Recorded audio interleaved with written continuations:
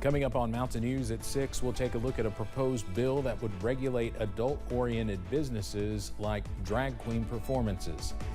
And despite the recent challenges such as cold temperatures and water outages, officials with one local animal shelter are staying upbeat. Plus, we are tracking some fantastic weather as we end the work week. Those details on the way as Mountain News at 6 starts now. Dedicated to Eastern and Southern Kentucky, this is WYMT Mountain News at 6. Kentucky lawmakers could debate a bill that sponsors say is designed to keep sexually explicit performances away from kids. Identical bills have been filed in both the Kentucky House and Senate. It's similar to a bill filed last year to prevent drag queen performances from being seen by children. WYMT's Phil Pendleton has more on the legislation filed today. Supporters say they filed House Bill 402 and Senate Bill 147 simply as public protection measures. Our joint legislation aims to protect those in society who are the most vulnerable and susceptible to the adverse effects of the adult or entertainment industry, primarily children. It defines adult arcades, stores, or theaters, but also states that establishments cannot host a sexually explicit drag queen performance near kids. Adult businesses must stay 933 feet. That's the city's block distance away from schools, child care centers, or libraries. And it is our responsibility as adults to protect the innocence of their minds and bodies. Yeah, it's disappointing to see them try these drag bans again. You know, we saw the bill last year.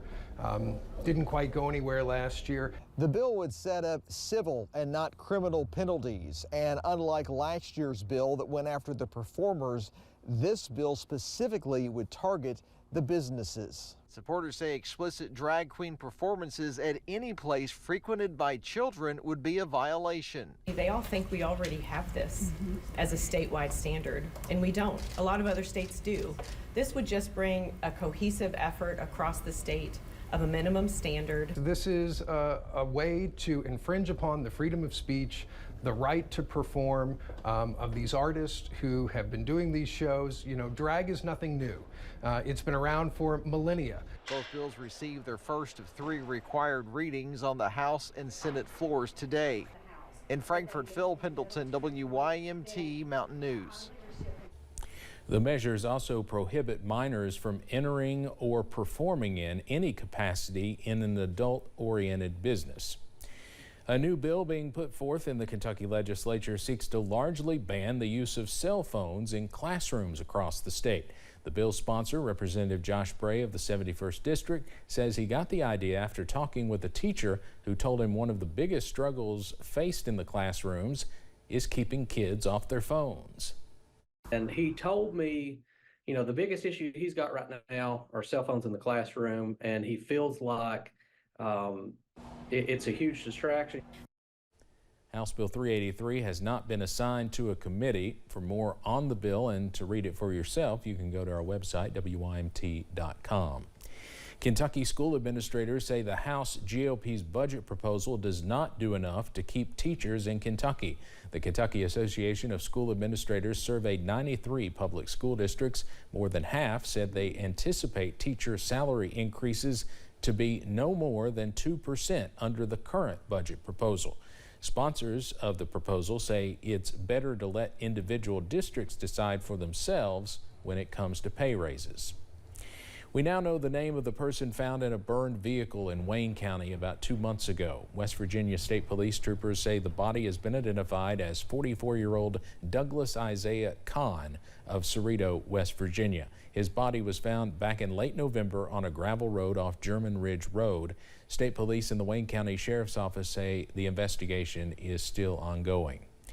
The federal trial started today for a former Northeastern Kentucky Commonwealth's attorney. Ronnie Goldie is accused of doing favors for a woman facing prosecution in exchange for nude photos of her. He faces 14 charges, including bribery and fraud. Goldie was impeached and convicted by lawmakers last year. A Whitley County man has pleaded guilty to drug trafficking charges. 43-year-old Dwayne Chambers pleaded guilty to trafficking more than 2 grams of meth. Trafficking meth more than 2 grams is a Class C felony, which carries a maximum sentence of 10 years in prison. Police in Laurel County are asking for help finding a person that reportedly stole an Enterprise box truck. Now here's the picture of the person. Deputies with the sheriff's office say the suspect stole the truck from a business parking lot off West Cumberland Gap Parkway overnight. Deputies were able to find and retrieve the truck this morning. If you have any information about the case, you're asked to contact the sheriff's office at 606-864-6600. Well, if you have plans this evening, you may need the rain gear as spotty showers continue across the region upon first alert pinpoint Doppler. Nothing too heavy, but we are zooming into a few light to moderate showers in the Cumberland Valley, close to London, stretching into Corbin, also pushing into Knox County. So a first alert in downtown Barberville. Some heavier showers not too far away. And same story for Southwest Virginia, close to Pennington Gap over in Lee County, Virginia. And some more light sprinkles pushing into Mingo and Logan County in West Virginia at this hour. Here's a live look from the London Corbin Airport as once again we are cloudy and that temperature not too bad for now, in the upper 40s for most of us, up to 45 in Jackson, 50 for Manchester, 46 in Harlan, down to 42 over in Pikeville. Most of us fall into the middle and lower 30s as you wake up on Wednesday. A small chance of a few more passing sprinkles or snow flurries as we go into late tonight, but no big impacts. More gloomy and cool weather tomorrow, and the sunshine is on the way by Thursday and Friday. All those details coming up in just a few minutes. Steve? All right, Cameron, thank you. Gail Manchin, the co-chair of the Appalachian Regional Commission and wife of West Virginia Senator Joe Manchin, was involved in a car crash in Birmingham, Alabama. She was traveling from the airport to a hotel when another vehicle hit her car. Here's part of a statement from Senator Manchin saying, quote, "She remains in stable condition but will stay there in the hospital for a couple of days for precautionary measures. We want to thank the first responders who answered the call and were first on site to provide assistance and support." Officials say the Kentucky River Regional Animal Shelter is overcrowded constantly, and they've struggled recently with below freezing temperatures along with the recent water outage, and it's really made things difficult. However, despite the current needs of the shelter, there are also good things happening. WYMT's Olivia Calfee explains. The extreme winter weather that Mother Nature recently tossed our direction left the Kentucky River Regional Animal Shelter staff with other issues to follow. We were 6 days without water.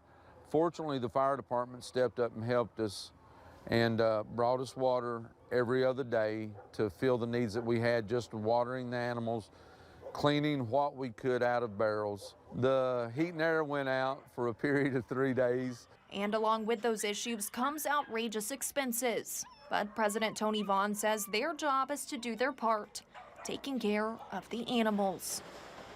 The expenses now, our garbage just went up $300 a month. The power bill for this last month was a little over $3,700. You don't know where you're going to get that kind of money from. Saying they receive $27 per dog in the shelter from the 4 counties it serves, which is funding to feed, vet, and house animals, plus pay the employees, which Vaughn says constantly leaves the shelter behind, overcrowded and understaffed. But recent community partnerships are big steps forward. Some of the positive things that are going on right now is I have hooked up with CRAD and they have assigned us a grant writer, which is extremely gracious of them. We're actually working on a grant for a new van, which we're in desperate need of, and also 5 full-time employees to add to our staff.